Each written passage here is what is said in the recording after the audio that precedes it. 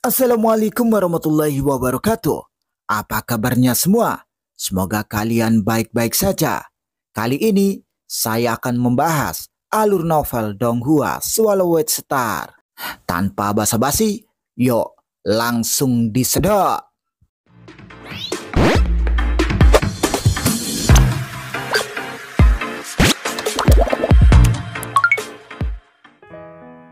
Melanjutkan dari cerita sebelumnya, setelah Luo Feng membeli kristal alam semesta dengan jumlah yang sangat banyak, dia kemudian melemparkannya ke dunia internalnya. Laut berdarah terus berkembang, itu segera melampaui batas 50 juta mil, 55 juta mil, 60 juta mil. Itu terus berkembang, bahkan saat dunia internal menyusut. Ombaknya berguling, dan dunia internal Luo Feng menjadi laut berdarah sepenuhnya. Sebagian besar tanah dilahap. Satu-satunya daratan yang tersisa adalah sebuah pulau dengan diameter sekitar 600.000 mil di tengah laut berdarah. Di tengah pulau adalah kolam dunia ganda, tempat binatang bertanu kemas mencerna semuanya setelah menelan logam. Di tengahnya adalah batu dunia tanu kemas. Selain pulau itu, dunia internal yang memiliki diameter hampir 60 juta mil dipenuhi dengan lautan berdarah yang tak terbatas. Gelombang berdarah dibelah dua, dan sosok besar yang mengenakan baju besi hitam dengan garis merah berjalan keluar di atas ombak. Itu adalah tubuh lautan terpencil yang baru dibuat. Berdiri di ketinggian lebih dari 5.500 mil dengan tingkat gen kehidupan 1000 kali. Ini tidak bagus. Dunia internal telah sepenuhnya dibanjiri. Selain dari kolam dunia ganda, namun laut berdarah masih berkembang. Jika dunia internal terus berkembang, intiku mungkin tidak dapat menahannya. Gumam tubuh lautan terpencil. Seluruh dunia internal berada dalam pandangannya. Sebagian besar kesadaran Luo Feng meninggalkan tubuh lautan terpencil dan kembali ke inti. Dia mulai mempelajarinya dengan cermat. Tunggu, intiku tampaknya telah berubah total, kata Luo Feng. Memang, inti itu telah mengambil penampilan yang aneh dan kabur setelah transformasi yang megah, dan sekarang tampaknya menguasai dunia internal 60 juta mil dengan mudah. Untuk beberapa alasan, intiku tidak merasa tertekan sama sekali, pikir Luo Feng. Apakah ini berarti dunia internal bisa terus berkembang? Ini patut dicoba. Di atas langit, di atas laut berdarah yang tak terbatas Luo Feng, bertonton gunung kristal alam semesta muncul. Salah satunya langsung meleleh. Energi dunia tak terkira menyebar dan menyatu dengan dunia internal. Sampai sekarang, laut berdarah telah menyerap semua energi. Tetapi untuk memastikan laut berdarah dapat terus berkembang, dunia internal membutuhkan lebih banyak energi. Dunia internal melahap energi dunia seperti anak yang kelaparan. Di atas ombak, tubuh lautan terpencil tertawa terbahak-bahak. Dunia internalku memang bisa tumbuh lebih besar. Sungguh fantastis. Tapi cara terbaik untuk dunia internal tumbuh lebih besar adalah dengan menelan logam daripada menggunakan kristal alam semesta. Luo Feng segera memasuki dunia virtual. Dia akan membeli logam sisa pertempuran dengan 100 juta elemen campuran. Namun ternyata dia mendapatkan fasilitas gratis dari ras manusia untuk pembelian logam tersebut. Setelah mendapatkan logam-logam tersebut, binatang bertanu kemas masuk ke dalam cincin dunia dengan diameter lebih dari 60.000 mil yang berisi logam sisa dalam jumlah besar itu.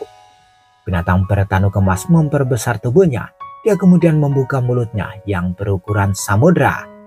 Logam sisa yang tak terhitung jumlahnya membanjiri mulutnya seolah-olah ditelan dalam jurang yang sangat luas.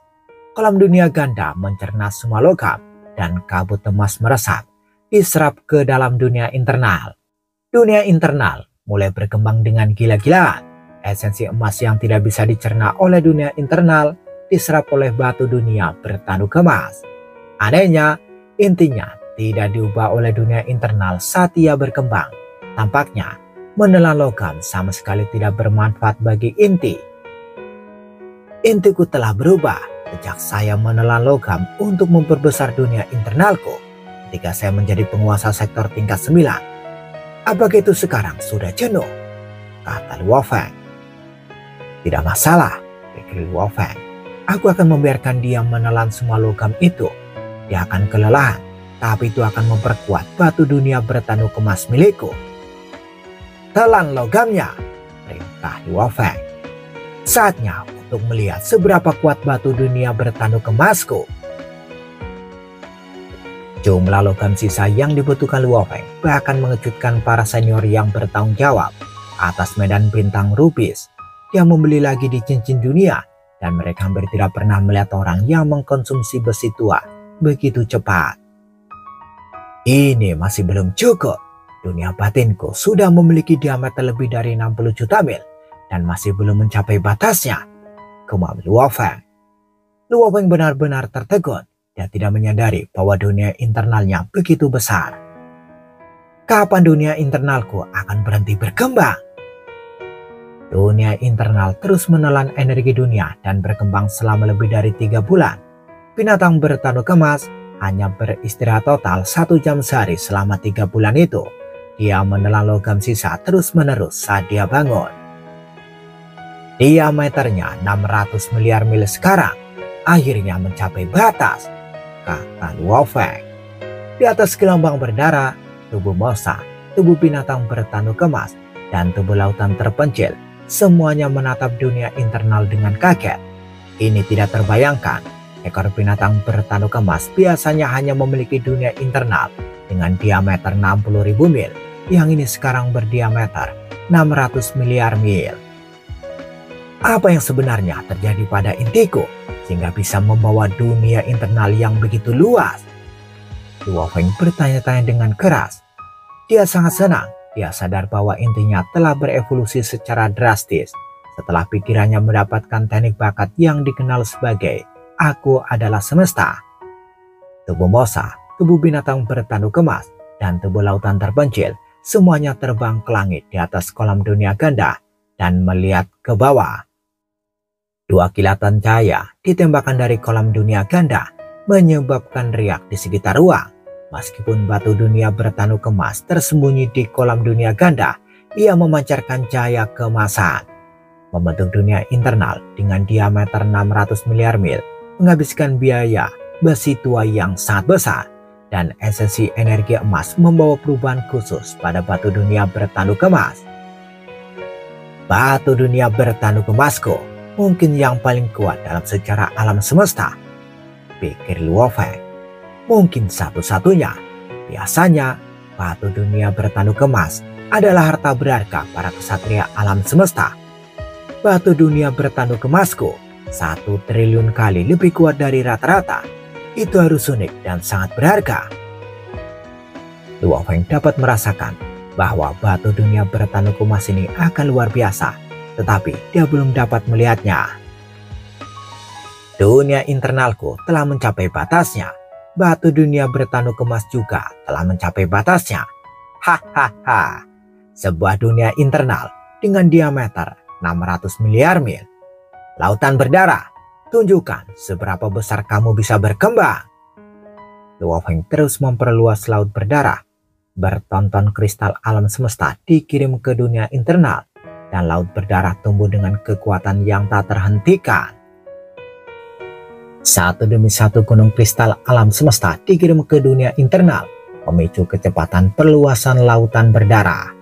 Setelah sebulan, lautan berdarah akhirnya berhenti mengembang, tetapi ukurannya sesuai dengan harapanku, kata Luo Feng. Tubuh lautan terpencil yang menjulang tinggi berdiri di atas ombak berdarah dan memandang lautan berdarah yang tak terbatas. Puncak gelombang merah jatuh dan esensi berdarah menyebar ke seluruh dunia internal. Tubuh lautan terpencil tertawa keras. Tawa itu terdengar seperti guntur. Diameternya 6 miliar mil yang sudah lebih besar dari semua lautan berdarah dan laut kerajaan kecil di ruang 9 terpencil. Perbedaan antara tingkat gen kehidupan 10.081 kali dan 300 kali memang mengesankan. Sekarang, laut berdarah telah selesai berkembang Langkah ketiga dari peta bintangku akan segera menjadi teknik puncak. Selama saya dapat sepenuhnya memahami hukum emas, saya dapat mematahkan belenggu pada inti, menghubungkan hukum lautan, mengubah kekuatan dewaku, dan menjadi abadi, kata Luo Feng. Di dunia luar, saat ini Luo Feng memerintahkan para pelayan di istananya untuk menyiapkan pesta dan mengundang para pelayannya, termasuk Kaisar Tianzhen dan Kaisar Zhihong, untuk ikut makan bersamanya. Setelah pesta, saya akan mengabdikan diri untuk mempelajari hukum emas dan mencoba memahaminya. Saya akan menjadi abadi setelah itu, kata Luo Feng tersenyum. Kaisar hati yang terasa tersenyum berkata, pemahaman hukum Tuan kami telah mencapai tingkat abadi, dan dia memenangkan lebih dari 620.000 pertempuran di Pulau Bohinia, di mana ada semua jenius ahli waris berbakat. Bahkan jika dibandingkan dengan kaisar dari ras lain, Tuan kami sangat kuat.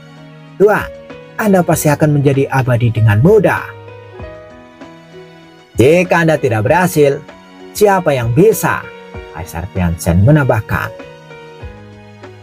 Kami akan memberi selamat kepada Tuan kami sebelumnya, karena dia akan segera menjadi abadi. Semua pelayan mengangkat gelas mereka. Betapa indahnya. Luo Feng juga mengangkat gelasnya. Sukses dalam satu gerakan, saatnya untuk menjadi abadi, kata Luo Feng sambil meminumnya.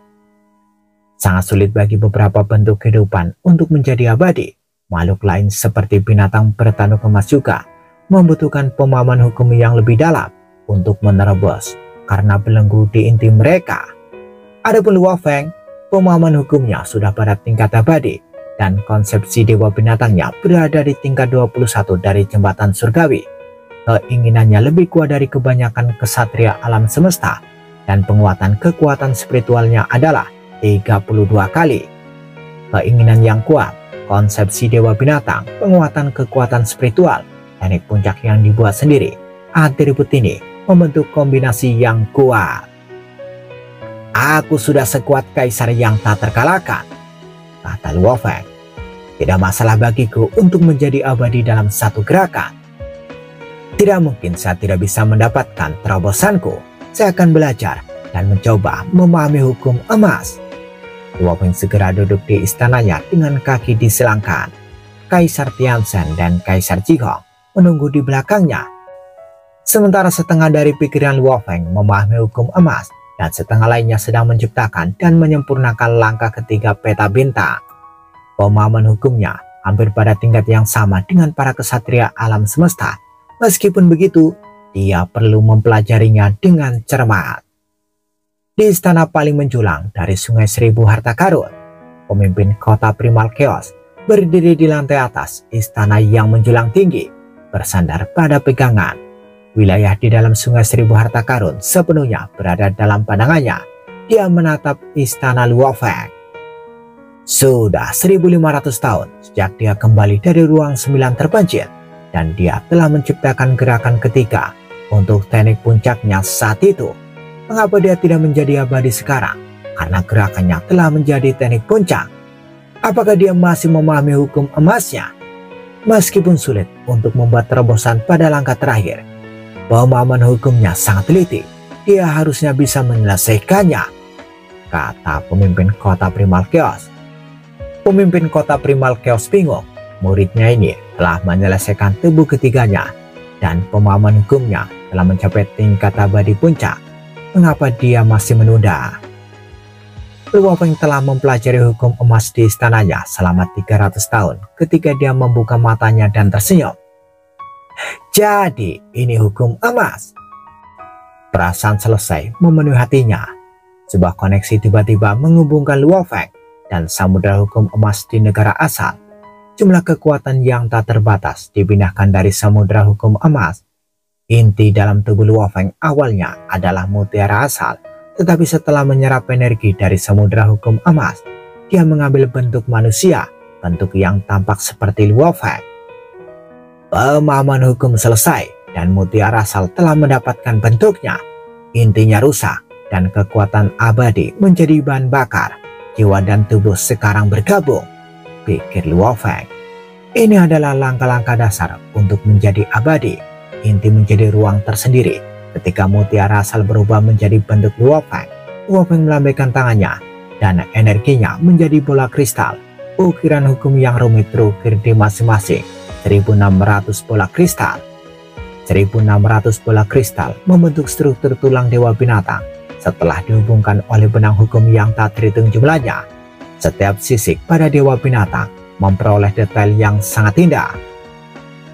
Konsepsi dewa binatang, penguatan kekuatan spiritual, semua kesadaran dan pikiran, hancurkan belenggu, menjadi abadi, hancurkan, hancurkan, hancurkan. Semua tubuh Luo Feng telah tertidur dan semua pikirannya terfokus pada terobosan. Dengan bantuan kekuatan hukum emas dari alam semesta, Luo Feng mencapai batasnya. Di dalam inti, dewa binatang meraung dan menabrak pinggiran inti dengan konsepsinya yang keterlaluan. Pada saat ini, dewa binatang itu tampak seperti bola api. Itu menghantam dinding bagian dalam inti seperti bintang yang terbakar. Dinding bagian dalam inti mulai bergetar, itu mulai retak. Retakan pada intinya mulai kabur. Tiba-tiba, semua retakan menghilang. Intinya tetap utuh. Bagaimana mungkin? Luo Feng meraung. Binatang bertanu kemas kembali menghantam inti berkali-kali. Setiap kali ada retakan setelah tabrakan, tetapi intinya pulih secara otomatis. Setelah lebih dari 10 tabrakan, dewa binatang itu hancur dan mutiara kristal semuanya hancur. Luo Feng berdiri di ruang gelap, tercengang. Bagaimana ini mungkin? Dia bergumam. Mengapa aku tidak bisa menjadi abadi? Aku memiliki kemauan yang lebih kuat dari kebanyakan kesatria alam semesta. Konsepsi dewa binatang, penguatan kekuatan spiritual, teknik puncak. Aku memiliki semuanya. Kemauanku dan konsepsi dewa binatangku sangat kuat. Aku bahkan tidak bisa mematahkan belenggu di intiku dengan semua gabungan ini. Kenapa? Luo Feng tidak bisa menerima ini. Meskipun sulit baginya untuk mematahkan belenggu, dia sudah berprestasi di semua aspek dan berada di urutan kedua setelah kesatria alam semesta. Luo Feng duduk di ruang inti, menggelengkan kepalanya dan menghela nafas. Bagaimana saya bisa menjadi abadi? Luo Feng bergumam. Dia menyeringai. Saya tidak pernah ragu sedetik pun bahwa saya bisa membuat terobosan dan menjadi abadi. Saya tidak pernah menyangka bahwa bahkan pada level ini, saya masih tidak akan bisa mematahkan belenggu. Saat ini, Luo Feng membuka matanya. Kaisar Tianzhen dan Kaisar Jihong berteriak, Tuan, Tuan, apakah Anda sudah menjadi abadi? Kaisar Tianzhen bertanya. Luo Feng melambaikan tangannya. Keluar! Ya Tuan. Kaisar Tianzhen dan Kaisar Jihong agak bingung. Mereka tidak menyangka Luo Feng gagal menjadi abadi.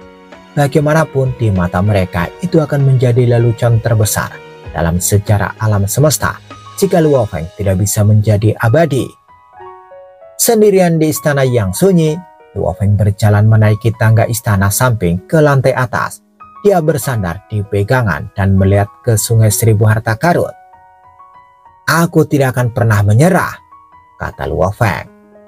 Tidak sejak hari pertama aku keluar dari kota asalku di bumi.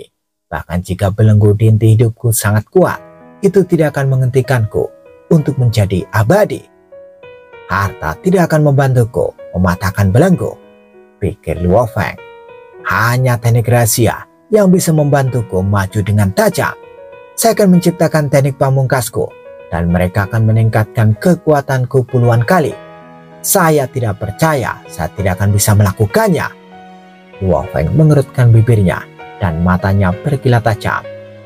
Dan jika saya masih tidak bisa melakukannya, saya akan mempertajam kemauanku dan meningkatkan konsepsi dewa binatangku. Tidak peduli apa, saya hanya akan menerima kesuksesan. Tidak ada kegagalan yang diizinkan. Luo Feng mengencangkan cengkeramannya pada pegangan itu begitu kuat hingga tertekuk di bawah jarinya. Dia berbalik dan kembali ke istananya.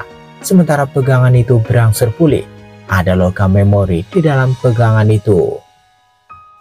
Meskipun Luo Feng akan menghabiskan waktu bersama keluarganya dan belajar tentang bagaimana keluarganya menjadi makmur, Sebagian besar pikirannya dikhususkan untuk mempelajari teknik bakat. Bahkan ketika dia bersama keluarganya, kali ini Luo Feng tidak mempelajari teknik pedang. Sebagai gantinya, dia berkonsentrasi pada peta bintang. 100 tahun berlalu, 200 tahun, 900 tahun, 1000 tahun. Waktu terus berlalu. Setelah 3000 tahun, di dalam bidang pelatihan di alam semesta virtual. Mati, kata Luo Feng. Luo Feng berdiri di puncak sisa-sisa, menuju ke bentuk kehidupan batu yang jauh. 1600 bola kristal dihubungkan membentuk ekor dewa binatang. Benang hukum yang tak terhitung jumlahnya menjadi terjerat dan membentuk dewa binatang. Ekornya benar-benar terwujud, sementara bagian tubuh lainnya tampak buram dan tidak jelas. Setelah geraman, dewa binatang menyerbu kehidupan batu itu. Api yang sangat panas meledak dari kehidupan batu, tetapi bayangan tetesan hujan yang tak terhitung jumlahnya menunggunya. Dewa binatang itu bergerak dengan cepat. Ekornya bergerak 100 kali lebih cepat dari tubuhnya. Ekornya meninggalkan gambar buram di belakangnya, seperti tetesan air hujan, mengisi ruang dan waktu di sekitarnya. Tetesan air hujan tampak tidak berbahaya, tetapi bentuk kehidupan batu itu meraung dengan kemarahan dan ketakutan saat tetesan hujan menembus setiap inci tubuhnya. Bang! Kehidupan batu bergetar dan dimusnahkan. Pukulan bintang ras cahaya, pikir Luo Feng. Cahaya bintang segera menyebar ke seluruh alam semesta. Langkah pertama telah selesai, gumam Luo Feng. Luo Feng, kata sebuah suara. Bayangan di jubah emas muncul. Terbang ke arahnya dari jauh. Itu adalah pemimpin kota Primal Chaos. Guru, Luo Feng memberi hormat padanya. Pemimpin kota Primal Chaos tampak sedikit bingung. Selama 3000 tahun terakhir, Anda telah mempelajari gerakan pertama peta bintang Anda, dan sekarang Anda akhirnya membuat langkah pertama tingkat teknik tertinggi. Tapi mengapa Anda menghabiskan begitu banyak waktu untuk menciptakan teknik? Anda bisa saja membuat terobosanmu dan menjadi abadi. Aku belum cukup kuat, jawab Luo Feng dengan hormat. Pemimpin kota Primal Chaos menggelengkan kepalanya dan tersenyum, mengira Luo Feng terlalu rendah hati. Kamu penuh dengan kerendahan hati. Katakan padaku, kapan kamu ingin menjadi abadi? Tanya pemimpin kota. Setelah melakukan 3 gerakan pertamaku di level tertinggi, jawab Luo Feng. 3 langkah pertama? Pemimpin kota Primal Chaos terkejut. Itu akan makan waktu berapa lama? Tanya pemimpin kota Primal Chaos. Selama dibutuhkan, jawab Luo Feng dengan hormat. Pemimpin kota Primal Chaos sedikit terkejut. Dari sudut pandangnya, ketenaran Luo Feng hanya akan membuatnya cepat menjadi abadi. Oke, kata pemimpin kota Primal Chaos. Aku tidak terburu-buru. Penguasa sektor dan tanah asal di alam semesta memiliki koneksi yang lebih jelas, dan kamu lebih cocok untuk membuat teknik yang tepat pada level ini. Namun, meskipun aku menginstruksikanmu dan mengatur lawan untukmu, Anda akan segera menyadari bahwa Anda tidak mampu mempertahankan diri dari lawan tersebut. Terserah Anda untuk memutuskan bagaimana membuat terobosan. Aku tahu, kata Luo Feng dengan hormat. Guru, aku akan menghargai instruksimu selamanya. Kalau begitu terserah dirimu, kata pemimpin kota Primal Chaos, dan dia berhenti menasihati. Luo Feng kembali mempelajari gerakan kedua yang tampaknya jauh lebih sulit daripada yang pertama. Dia menghabiskan 8000 tahun untuk menaklukkan semua rintangan secara bertahap dan akhirnya membuat langkah kedua di level tertinggi. Dalam ruangan simulasi, bentuk kehidupan khusus dengan sisik di sayapnya menjerit dan suaranya menembus telinga Luo Feng. Luo Feng tetap diam, tidak terpengaruh olehnya. Kompetitor ke-2000, ini adalah hari di mana kamu akan mati, kata Luo Feng. Luo Feng mengendalikan dewa binatang raksasa di langit. 5200 bola kristal masih berada di ekornya, namun seluruh dewa binatang berbeda sekarang. Dewa binatang yang menjulang tinggi itu memiliki panjang 1800 mil. Di sisi berlawanan, bentuk kehidupan khusus terbang, melesat seperti berkas cahaya hitam. Semua bintang dan planet yang tersentuh oleh cahaya hitam dimusnahkan, namun dewa binatang tetap mengambang di langit. Dua bentuk kehidupan khusus akan segera hancur.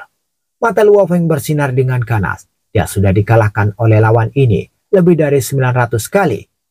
Bunuh, perintah Luo Feng. Ekor dewa binatang akhirnya mulai bergerak. Itu menjadi seberkas cahaya merah yang bersinar seperti bintang yang akan musnah. Cahaya merah menyala diam-diam melewati cahaya hitam yang sedang menyerang, dan cahaya hitam segera menghilang. Retakan besar muncul di langit, dan gelombang kejut yang sangat besar mengguncang sekitarnya. Gelombang suara tidak bisa berhenti.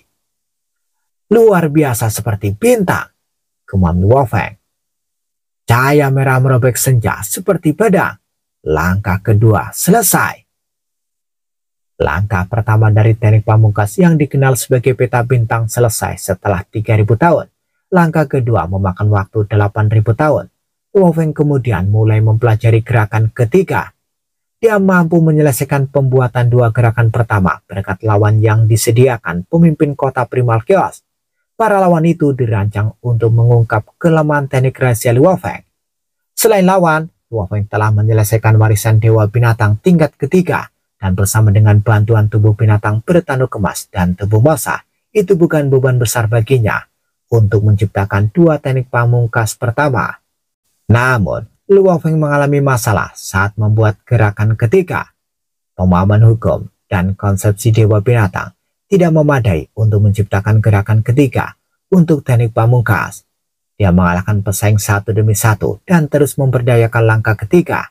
Ia membutuhkan waktu 20.000 tahun untuk mengalahkan pesaing ke 1520, dan pesaing berikutnya hanya akan menjadi semakin kuat. Sepertinya dia butuh waktu ratusan ribu tahun, bahkan mungkin jutaan tahun untuk membuat gerakan ketiga. Di dalam intinya, bentuk Luo Feng yang telah berubah dari mutiara asal mengeluarkan jurus kedua dari teknik pamungkas. Dia mencoba melakukan gerakan ketiga yang belum selesai untuk menyerang dinding bagian dalam inti. Hancurkan! Dia meraung. Hancurlah sekarang! Dinding bagian dalam bergetar dan hancur. Namun uap buram itu tetap utuh. Saya masih belum berhasil, kata Luo Feng. Apakah saya benar-benar harus menghabiskan 1 juta tahun untuk menciptakan langkah ketiga? Luo Feng menjadi gugup. Selama 30.000 tahun terakhir ini, dia telah mengasingkan diri. Ini memprovokasi rumor di antara ras lain, bahkan dalam ras manusia, karena mereka semua berasumsi bahwa Kaisar Sungai Pedang sudah mati. Padahal belum ada kabar Kaisar Sungai Pedang ini yang sebelumnya menjelajahi alam semesta sepertinya telah menghilang. Aku menjadi sangat tidak sabar. Luo Feng akhirnya menyadari. Meditasi selama 30.000 tahun dikombinasikan dengan rumor dari luar memang telah mempengaruhinya. Jika saya tidak dapat mencapai tujuanku sekarang, sebaiknya saya keluar dan berkeliling alam semesta sebentar. Saya sudah lama ada, tapi belum melihat alam semesta. Semua yang telah saya lakukan adalah pertarungan.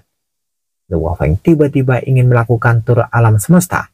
Waktunya tepat, sekarang atau tidak sama sekali. Bersambung, bagaimana kelanjutan kisahnya? Tunggu episode selanjutnya. Dadah, semoga paham.